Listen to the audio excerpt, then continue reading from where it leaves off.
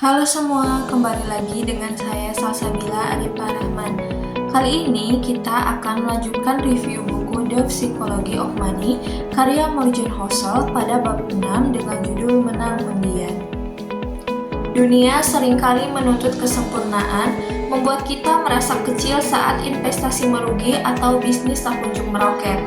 Namun, Morgan Housel dalam bab Tails You Win dari buku The Psychology of Money membedah realitas yang jauh berbeda.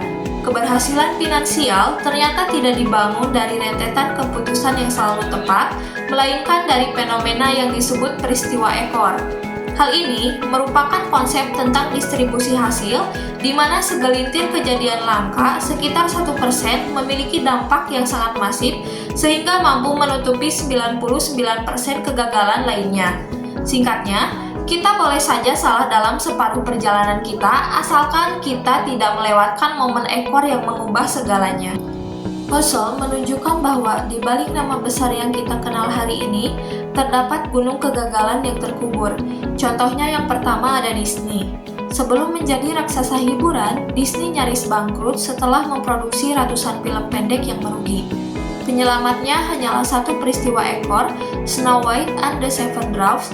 Satu film ini menghasilkan keuntungan yang melampaui total kerugian semua proyek sebelumnya. Yang kedua ada Amazon.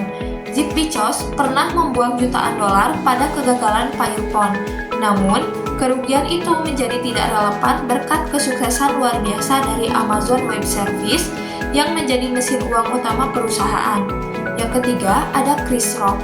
Komedian papan atas ini tidak lahir langsung lucu. Ia menguji ratusan lelucon di klub kecil yang seringkali berakhir garing. Ia terus menyaring kegagalan tersebut hingga menemukan 1% lelucon ekor yang layak masuk spesial Netflix-nya. Data pasar modal mempertegas teori ini. Mayoritas pertumbuhan indeks saham seperti S&P 500 sebenarnya hanya digerakkan oleh segelintir perusahaan besar. Bahkan, Warren Buffett pernah berterus terang bahwa meski ia memiliki ratusan saham sepanjang hidupnya, mayoritas kekayaannya hanya bersumber dari sekitar 10 investasi terbaiknya. Tanpa 10 peristiwa ekor itu, performa Warren Buffett mungkin akan terlihat biasa saja. Hal ini sesuai dengan prinsip Gorgeous Source, yang penting bukanlah seberapa penting kita benar, melainkan seberapa besar keuntungan saat kita benar dan seberapa kecil kerugian saat kita salah. Dari penjelasan tadi, pembelajaran yang kita dapat adalah berhenti menghukum diri sendiri atas kegagalan-kegagalan kecil.